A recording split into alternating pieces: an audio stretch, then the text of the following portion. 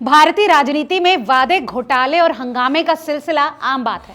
आज का दिन सदन में गंभीर बजट चर्चा का था, लेकिन हुआ क्या? हुआ वही जो हर बार होता है। प्रश्नकाल के बाद बजट पर चर्चा शुरू होने से पहले ही 2008 में हुए इंस्पेक्टर भर्ती घोटाले को लेकर हंगामा मच गया। भाजपा विधायक ओम प्रकाश यादव ने जवाब मांगते हुए वॉकआउट की चेतावनी दे डाली। नमस्कार, आप देख रहे हैं रिपोर्टर जी और मेरा नाम है लता। अब राजनीति में बहस सिर्फ मुद्दे पर थोड़ी ना होती है, यहाँ तो व्यक्तिगत तंज करने का भी पूरा इंतजाम होता है। बात इंस्पेक्टर भर्ती घोटाले से होते होते अनिल विज की उम्र पर आ गई। हुड्डा ने विज की उम्र पर सवाल उठा दिए, तो जवाब में विज साहब भी कहां चुप बैठने वाले थे। उन्होंने तुरंत कहा कि मेरी उम्र 45 साल है। ये सुनते ही सदन में हंसी गूंज उठी। स्पीकर साहब ने भी अनिल विज पर हल्का फुल्का तंज मारते हुए कहा, आप तो अभी युवा मोर्चा में हैं। लेकिन विज साहब को ये मजाक कहाँ मंजूर था। उन्होंने तुरंत खुद को साबित करने के लिए एक शानदार तर्क दिया। मैंने एक 45 साल के लड़के के साथ दौड़ लगाई और उसे हरा दिया। अब ये दौड़ कब और कहां हुई, इसका कोई वीडियो या गवाह तो नहीं मिला, लेकिन इस बयान के बाद सदन का माहौल निश्चित रूप से खेल स्टेडियम जैसा जरूर हो गया। अब इसके जवाब में पूर्व सीएम भूपेंद्र सिंह हुड्डा ने पंजाब हरियाणा हाईकोर्ट का फैसला पढ़कर सुना दिया, तो इस पर सीएम सैनी ने कहानी शुरू से सुनानी शुरू कर दी। अब ये मामला 2008 का है। इस साल हरियाणा पब्लिक सर्विस कमीशन ने इंस्पेक्टरों की भर्ती की थी। इसी भर्ती में विवाद होने पर कोर्ट ने अपनी टिप्पणी की।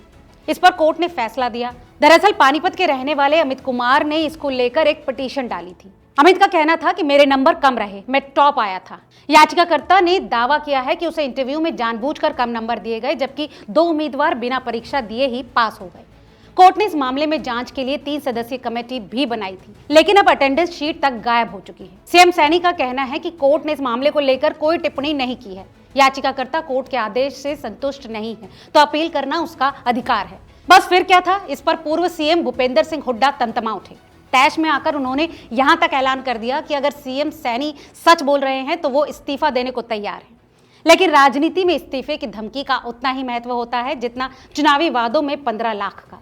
सो किसी ने भी इसे गंभीरता से नहीं लिया। अब इस मामले पर अनिल विज भी कहां चुप रहने वाले थे। उन्होंने कहा कि हाईकोर्ट का जो फैसला हुड्डा साहब और मुख्यमंत्री ने पढ़कर सुनाया है, उससे स्पष्ट होता है कि हुड्डा साहब ने हाईकोर्ट के कुछ पॉइंट्स छुपा दिए हैं।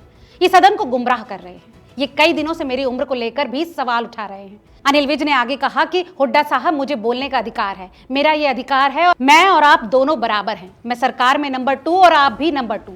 आपका एक नंबर आ ही नहीं रहा है। दोस्तों, अब राजनीति में जो मुद्दा उठता है उसका अंत किसी घोषणा के बिना नहीं होता।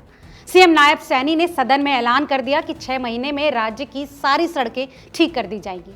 अब इस पर कोई बहस नहीं हुई, न ही किसी ने पूछा कि कैसे, क्योंकि सदन में घोषणा तो रोज होती है, पर याद किसे रहती है?